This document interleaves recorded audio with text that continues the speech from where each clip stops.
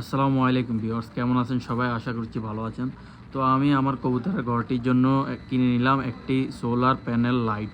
তো এই লাইটটি সোলারের মাধ্যমে চার্জ হবে এবং এটাতে 5টি মুড আছে, হাই মুড এবং একটু লো মুড, তারপরে আরেকটি মুড যেটা দুটোটা একসাথে চলে এবং আরেকটি জিগজ্যাগ লাইট।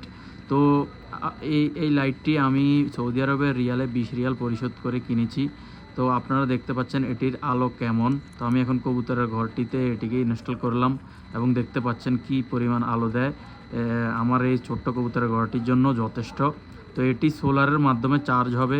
দিনের বেলা এখানে রৌদ্র আসে, তো আমি দরজাতে এটা ফিটিং করেছি যে দিনের বেলা এখানে রৌদ্র আসে, তো রৌদ্রের মাধ্যমে চার্জ হবে এবং রাতে আমি এটিকে ব্যবহার করতে পারবো কবুতরের ঘরগুলা দেখাশোনার জন্য।